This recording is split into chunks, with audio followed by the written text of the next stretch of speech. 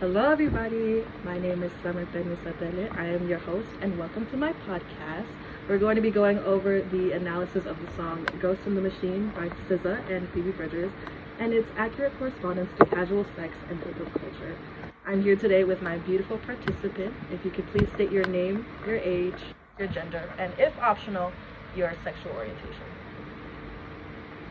Okay, hi everybody. My name is Vanessa. I'm 20.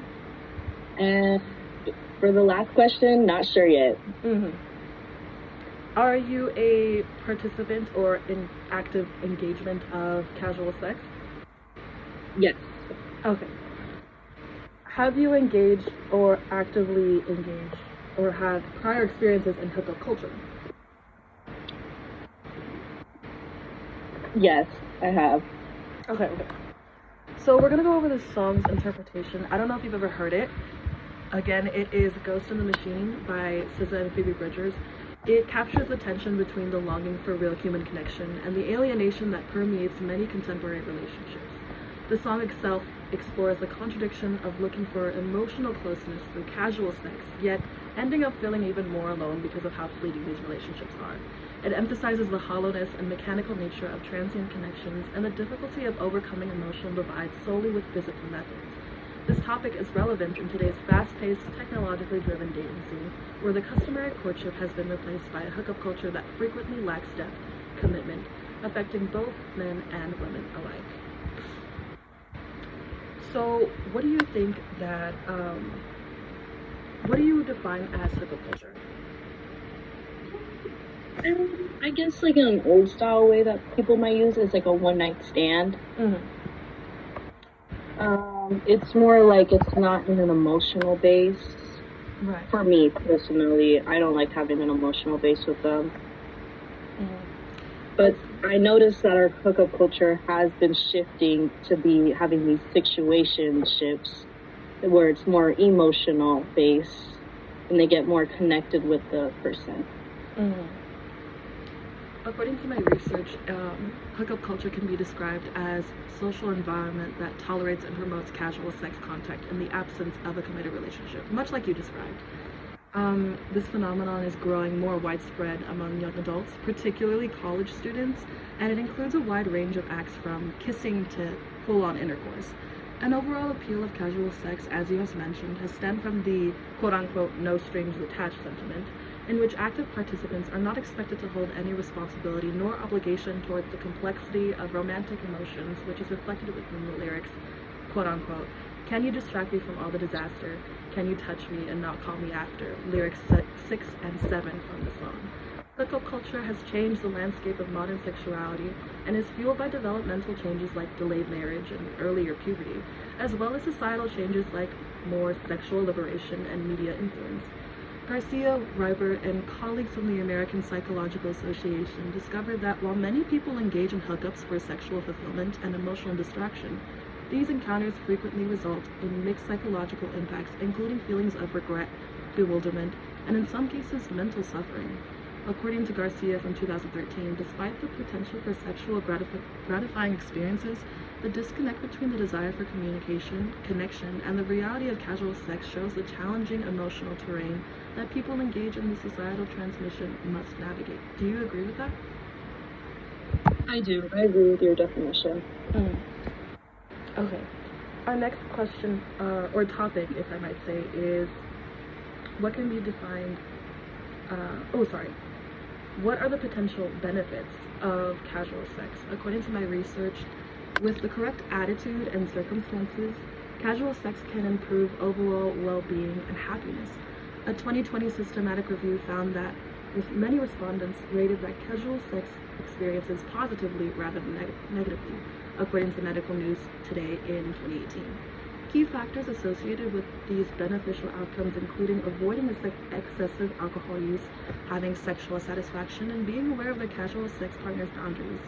For many people, casual sex can provide a lot of benefits, including sexual fulfillment, of course, enjoyment, increased self-esteem, and the avoidance of difficulties associated with committed relationships. Casual sex can provide a sense of independence and sexual attraction, leading to enhanced self-confidence and better self-image. Do you agree or disagree with this statement? Yeah, I agree. I mean, when I have casual sex, it definitely fulfills my needs, what Mm-hmm. I need, that what I'm feeling that week or that month. It does feel great, and not having the pressure of how am I going to be emotional, how my actions are going to affect this person. Because I'm used to thinking about I can go eat at this time, not bringing my relationship into it. Like, oh, what if they don't like this food? Now I got to think for two people.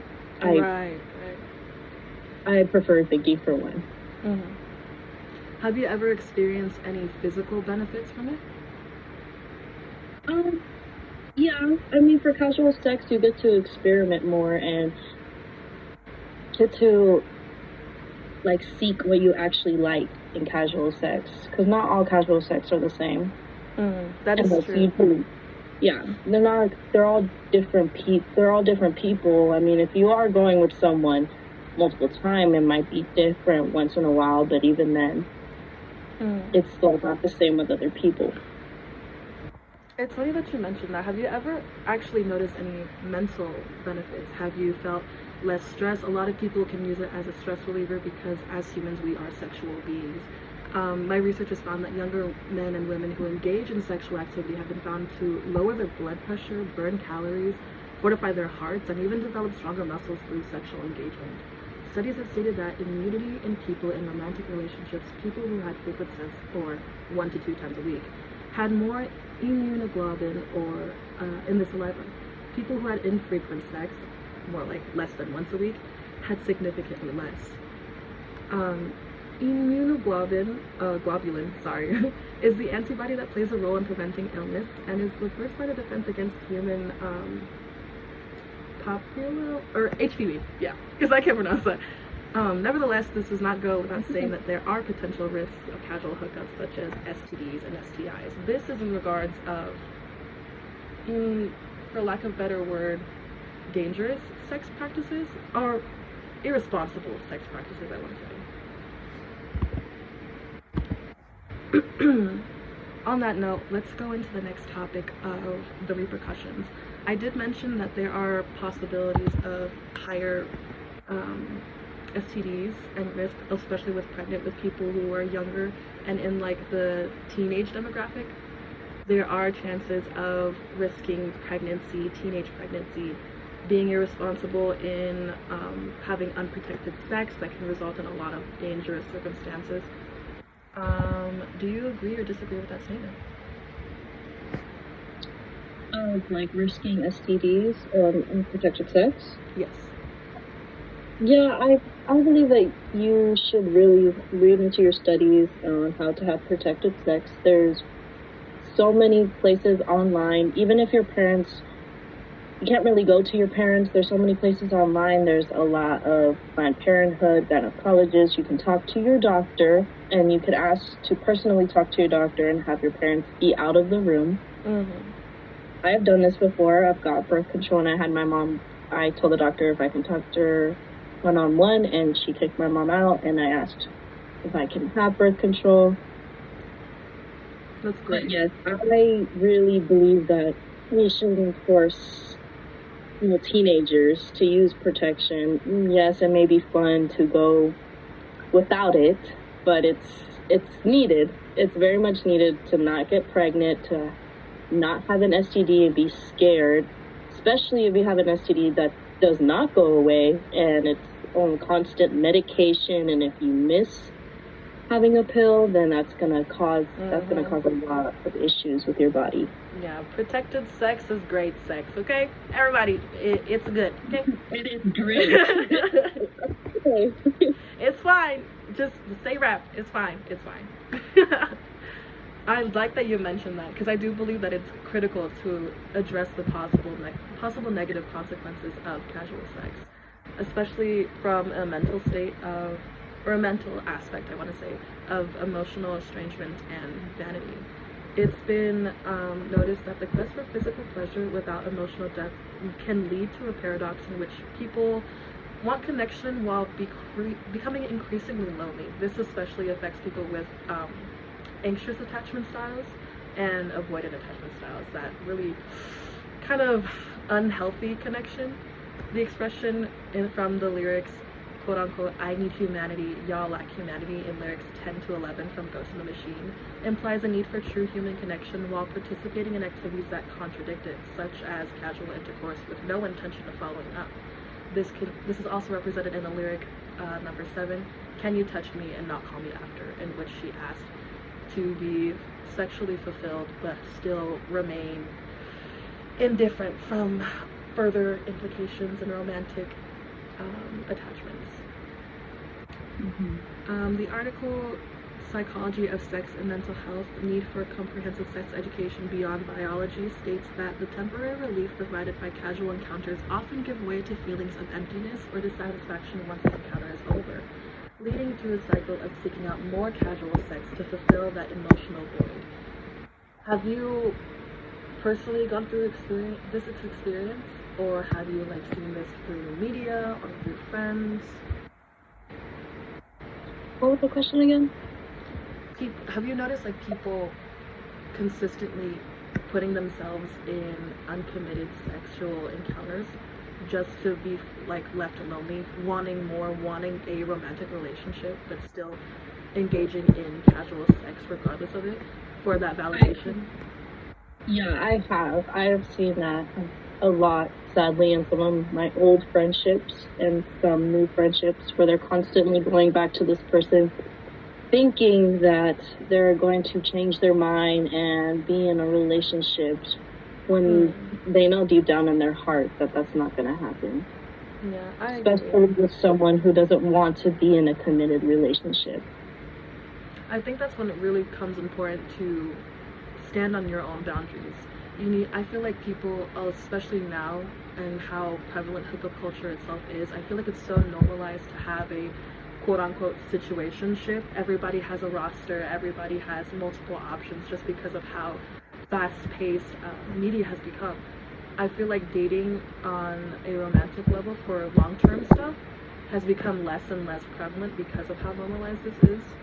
And it's really upsetting considering people will let themselves get walked all over instead of reinstating their boundaries. I feel that. You really, first you need, if you're going to start doing casual sex and you know your attachment, you attach to people easily, I feel like you need to have boundaries for yourself and to love yourself first before you put your all into something that's not going to give you anything back other than pleasure. Exactly. Because at the end of the day, you're going to still feel lonely and sad and wonder why they're not with you. Boundaries is very much a big key that a lot of people don't have, and self-discipline is something that a lot of people need to incorporate into their daily life. I'm really grateful that you mentioned that. Actually, that's a great point. That is a very great point, because this doesn't just affect yourself, it also affects your other party member.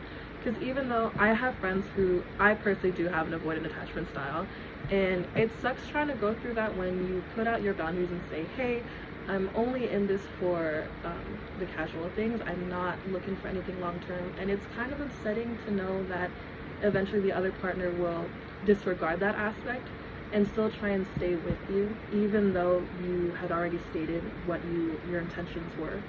It kind of makes me personally feel wronged. Not wronged exactly, I just feel really bad because it's hard to explain. Honesty is key with everything. If you say to this person that you do not want this relationship to go any further, that you just want to keep it casual, that needs to be said. They need to understand that you said it, because then if you never said it from the start, from the beginning, then they're gonna keep constantly oh, well, let's still go in a relationship. If you need to say what you want. Right, exactly. It sucks. It really does suck because there are so many people within the casual sex dating scene that will keep themselves in that situation in hopes of their partner changing their mind, in hopes of them wanting to have a long-term relationship with them. I feel like some people really just do have a lot of love to give, and they end up putting themselves in harmful situations because of that. I want to mention that SZA does state in her lyrics, quote unquote, drowning in vanity, Craving Humanity, lyrics 12 and 13, as an example of how superficial relationships and the culture's obsession with appearance over emotional connection may distort intimate feelings. Do you agree or disagree with that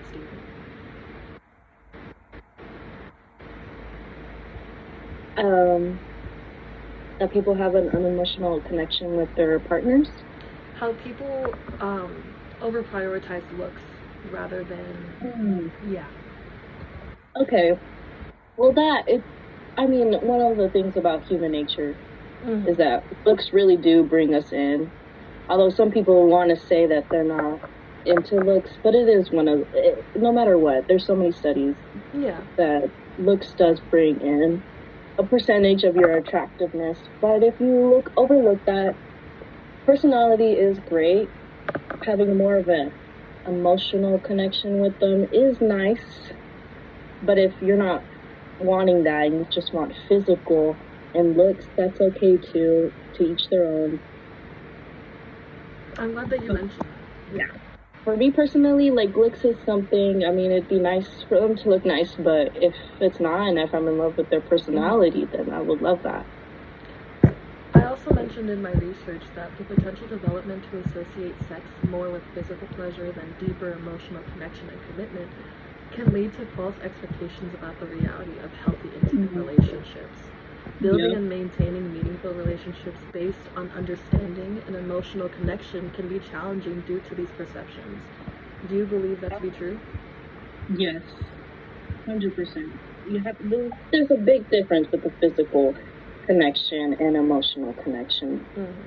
Especially if it's a casual relationship, you want to tell them that's either going to be physical. But if you want to be in a relationship and tell them from the beginning that you want to be with them and only them, then that connection is much stronger. It's nice to have that connection with that person. Right. Okay. Our next topic is a little more, controversial. We're going to be talking about the double standards of hookup culture. So, because of the strongly ingrained bias and doubled standards around casual sex in historical, religious, and even cultural contexts, it's been found that women have been more disproportionately affected by it compared to men. Do you agree with that? I 100% agree with that,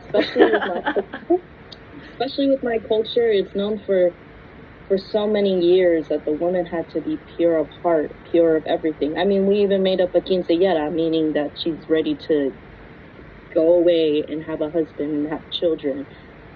But even then, they, for some reason, always expect the girl to be pure, which makes no sense, or innocent. But even if you are having hookup culture, you can't have a high body count, because then other people will think badly of you. They will judge you constantly. And compared to men, they don't really get called that. It's so easier to call a girl slept between two. Let's just say she only fucked 2 people. While men are idolized for their body counts. They are idolized for their body counts. I don't know why. I feel like we should sometimes call them out, but on the other hand, it's if they want to be fucking, if they want to have intercourse with many people, that's on them. But it is definitely upon really bad. I was just having this discussion with my another friend, where my brother was saying something like, oh yeah, they were offering me this stuff, they were offering me some intercourse, and I was like, that's really funny, you're saying that in front of our mom, why are you saying that in front of her? She's like, it's alright, I heard about this, it's fine, it's nothing about it. But when I mentioned it a couple hours later, and I was like, would it be different if I said that to you? And no answer, I didn't get anything. There was no response from her side. Obviously, I would look upon bad, because I am always viewed as their little girl in their heart, and their son is their son. It's okay for them to go out and be with other people. It's unfortunate. It really is. I don't think it's fair personally, but it's fine. Okay, whatever. Judged a lot too, especially if we have marks, and if we tell people what it is, they'll be saying some, not slurs, but what is the proper word for it? They're shamed as women worship. Yeah, they're shamed, and it shouldn't be. Sexist could be a beautiful thing. It's like art in its own way. Sex is and natural. It should not be. And we've been shamed for it for years and years. Mm-hmm. As women, like, and I know we're trying to progress and grow, not to judge women on women, but there's still those people with those mindsets that say, she shouldn't be doing that. Historically, social norms have stigmatized sexual activity and restricted it to just reproductive goals. They've steadfastly supported marriage or other committed partnerships as the only settings in which sexual behavior is permissible.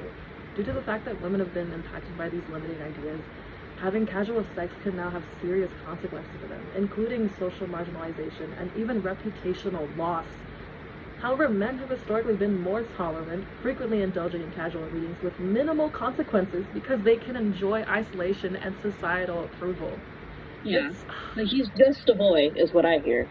Oh my god, I hate that saying so much. I really hate it. I'm just a girl? It's sexist. It's sexist. It's so many times that we can't say what we want, or we can't. Girls can't say that they want to have intercourse, they want to have sex. We can't say it. We need to put it in like little signs for a person to catch. Yeah. Most girls are warned against straying from their morals, suggesting that even women's worth is intrinsically linked to her sexual quote-unquote purity or virginity. In many regions, people who defied these societal standards were and still are demonized as sluts, as whores, like as prostitutes even.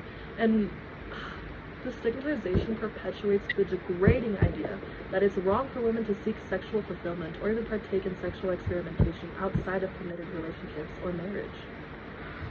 Yeah, even back then when they had prostitutes, that was the only way they could make money. Especially if they didn't have no man in their life and they had children to support.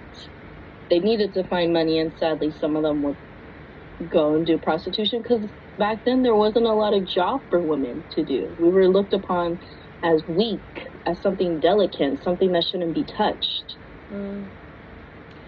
Yeah. Okay. And I want to mention in one of the histories that one of the prostitutes' biggest brothel had helped soldiers and was helping soldiers, and we ended up, the soldiers are fine, and if there wasn't for those prostitutes, then where would they be? Okay. And that brings us to our final discussion. This is more like an open discussion. It's more of your opinion. There is no right or wrong answer. But do you think casual sex is beneficial or is it unnecessary? Is it something that we can just let go? Okay, when it comes to casual sex, I believe that if you want to keep doing it, it's up to you. But I hate the term of situationship so much. Feeling is mutual. Don't worry about it. It has no definition to it. It could be something that you're doing. You're not dating someone, but you're dating them, but it's not on the definition of dating without a label. It's just a coined term for lack of boundaries. Yeah, you're doing all these intimate things, like you're going on dates with them, you're like holding hands in public, but you're not dating, which makes no sense. Zero sense. Zero. If you want to do that with me, then I'm considering that as a dating thing, and I'm going to bring it up. I had I guess it was a situationship not too long ago where we were doing that, and I did bring up the topic, hey, do you want to keep this casual, or do you want to have this as a one-on-one with each other? And I said that from the beginning of our conversation. Later found out that he was not being loyal through some information that I found out. So and that one got to me because then he got to meet my brother, and it was a whole thing because I was not. It's one thing for your family, at least in my culture. You don't bring someone into your family unless you know you're going to be serious with them. Of course. It's or you're already serious with them. I mean, I get how other people, which also another thing with situationships, that they sometimes, you meet their families, which I don't know if they're in culture. If their culture, it's okay. But in mine, you have to be someone that you're going to be fully committed to, or at least someone that you're going to bring. I do not want to bring a casual person that I'm having casual sex with into Exactly. my family, The feeling is into letting mutual. them know. I wouldn't do Yeah. that either. Yeah, and then I asked him again, hey, would you wanna?